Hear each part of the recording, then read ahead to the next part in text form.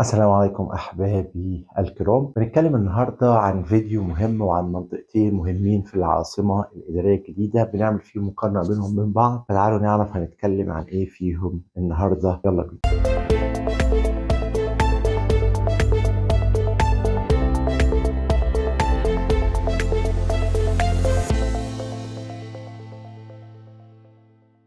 السلام عليكم ورحمة الله وبركاته أحبابي الكرام. قلنا هنتكلم عن العاصمة الفترة الجاية ونحاول نوصل لكم إيه الحاجات اللي من وجهة نظري أنا شايفها موجودة وإيه المقارنات اللي نقدر نعملها ونبقى عارفين إحنا بنتحرك إزاي. ولأن اتطلب مني الكلام عن العاصمة لأن بقالي فترة ما اتكلمتش فيها، فنزولا لرغبة كتير من متابعيني إن شاء الله نتكلم فيها ونحاول نوصل لكم على قد ما نقدر كل المعلومات اللي تخصها. النهارده بعمل مقارنة بين منطقتين من المناطق المهمة اللي موجودين في العاصمة، وهي منطقة الحي المالي ومنطقة الMU 23. ايه الفرق وايهما افضل بين الاثنين؟ طيب مبدئيا المقارنة دي انا عملتها ليه؟ اول حاجة لان المنطقتين دولت ينفع نقارنهم ببعض او ينفع ندخلهم في مقارنة لانهم من اوائل المناطق اللي هتشتغل بالفعل في العاصمة الادارية الجديدة. طيب خلينا ناخد اول حاجه الموقع العام. الحي المالي موقعه العام فين؟ موقعه العام بجوار حي الوزارات وشمال الMU 23 وبجوار ساحه الشعب وبجوار منطقه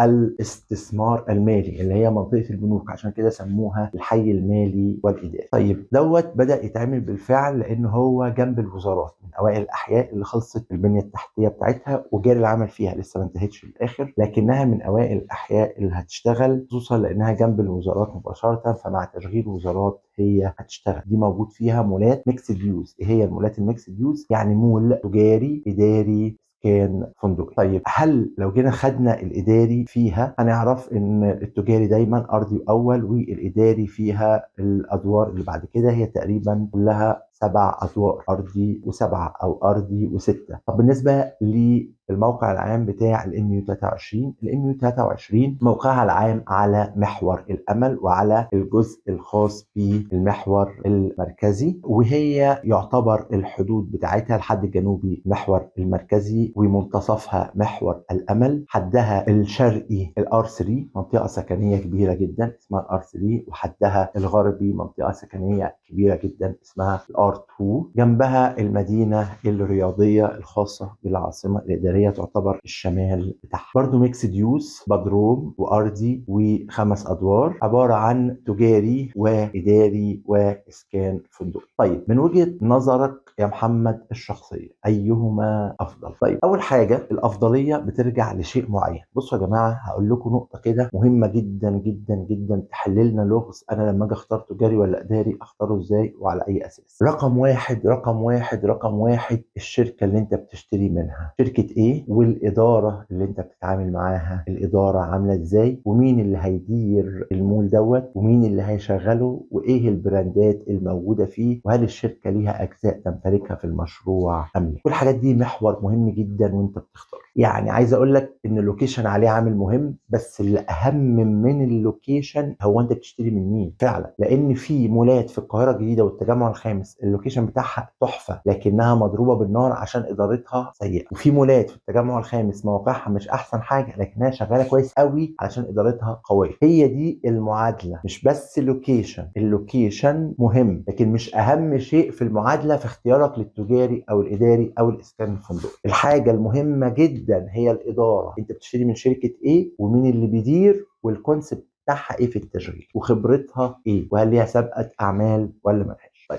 من وجهه نظري الشخصيه الاداري في منطقه الحي المالي احسن. ماشي، الاداري في منطقه الحي المالي احسن لانه يبقى جنب الوزارات وشغال هناك، وده هيكون كويس للحركه فيه. طيب التجاري دايما بقول تجاري ارضي، ما تاخدش تجاري ادوار متكرره. اتفقنا كده؟ التجاري في الMU 23 هيبقى افضل عشان في كثافه سكانيه اكتر. هناك هيشتغل التجاري في منطقه الحي المالي لكن مش بقوه الMU 23. علشان خاطر ايه؟ عشان خاطر الحي المالي في الغالب والوزارات هتشغله بالنهار، اخر الليل واخر النهار الناس اللي هتروح على مولات فيها براندات ادارتها كويسه قويه، مش كله هيبقى شغال. انما على محور الامل هيبقى الطريق سريع، ترافيك شغال، وجنبك منطقتين سكنيتين في الMU 23 R3 وR2 ففيهم كثافه سكانيه، فهيبقى في التجاري شغال لكن مع شركه كويسه واداره كويسه. الاسكان الفندقي برضو وجهة نظري الام يو 23 هيبقى افضل. ليه؟ لان محور الامل يطلعك على طريق السويس على طول. محور الامل جاي من طريق السويس لطريق العين السخنه، وبالتالي اي حد طالع من طريق السويس رايح على شرم او كده هيطلع من عند محور الامل بسهوله. اي حد رايح عين السخنه او غردقه هيطرح من محور الامل بسهوله. اللوكيشن بتاعها في النص، فين؟ في وش الحديقه اللي هو النهر الاخضر، قريبه جدا من النهر الاخضر. اللوكيشن بتاعها في مولات وخدمات سريعه، فموضوع الاسكان الفندقي هيبقى بالنسبه لها سهل تشغيلها وسهل التعامل فيها. وبالتالي الام 23 كموقع استراتيجي موقع حلو قوي، ده من وجهة نظري. في نفس الوقت من الاوائل المناطق او تاني منطقه هتشتغل بعد الحي المالي. في نفس الوقت انا شايفها ان هي اتبنت بالفعل بنسبه 75 او 80% من الانشاءات اللي موجوده فيها، ودي بتاهلها مع الكثافه السكانيه في الار 3 والار 2 انها تكون من المناطق اللي هيكون ليها بدايه استثمار وشغل كويس جدا في العاصمه الاداريه الجديده. انبه على شيء مهم جدا: بتشتري من مين، وبتشتري فين، وبتشتري بكام، ونظام سدادك ايه، وعقودك ومراجعاتها القانونيه والملكيات ايه. كل الكلام دوت لازم تحطه في اعتبارك وانت بتشتري في العاصمه الاداريه الجديده. مهم جدا، مستقبلها كويس جدا، محتاجه صبر زي ما قلت الفيديو اللي فات، لكنها قادمه ان شاء الله. ارجو ان يكون الفيديو ده فاتكم، واراكم دائما على الف خير. كان معكم محمد المهدي، السلام عليكم ورحمه الله وبركاته.